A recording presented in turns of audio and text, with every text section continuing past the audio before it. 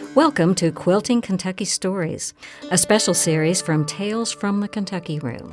I am Sylvia Lovely, coach, teacher of writing, and particularly writing the stories of your life. The stories you will hear, most of them are from my writing students in the Carnegie Center for Literacy and Learning class entitled Writing the Stories of Your Life, or from opportunities I have had to coach budding writers. Some of these stories are funny, some sad, and sometimes both. They are not lengthy, but each adds on an exclamation point to life. This is Lauren Cole, Silent Visitors. I stood quietly, respectfully, while the attending physician and my nursing preceptor discussed our patient. The medicine ICU was a formidable space to be in. The folks lying in their beds seemed more machine than they were human, as air and liquid flowed to them from lines and tubes.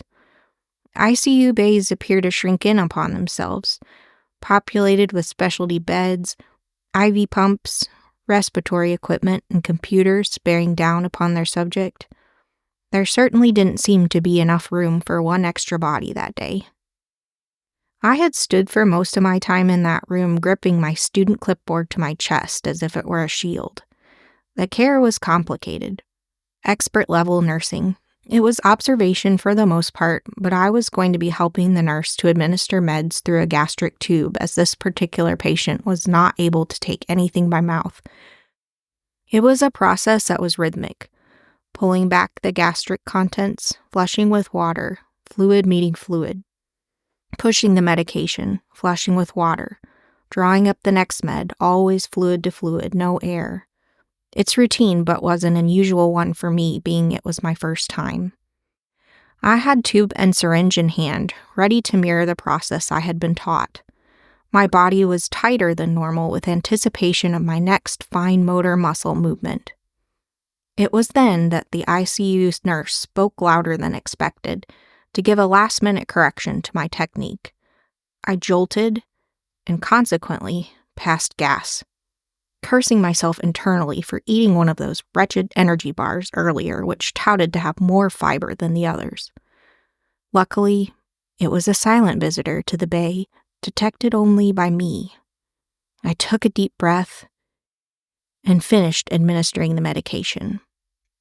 The attending returned later, and I heard the nurse ask if the doctor could write orders to advance the patient's feeds due to bowel function returning.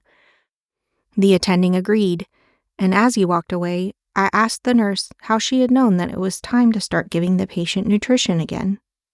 She, matter-of-factly, stated that she had smelled the evidence to suggest that the patient's bowels had begun to move. I hung my head for a moment and confessed to the act with more shame than a child who admits to hiding in a corner and making a mess. She looked at me incredulously. I didn't get to be a part of the third conversation between attending doctor and nurse, where she got to relay that it had been the farting nursing student and not the patient who had expelled the flatus. As I walked back to campus with a classmate, I sheepishly relayed the events of the day. Her eyes were wide by the end of it. "And so you see," I said, "I will never be able to work at that hospital after we graduate. I'll have to apply to other places." She agreed, but the legend will live on.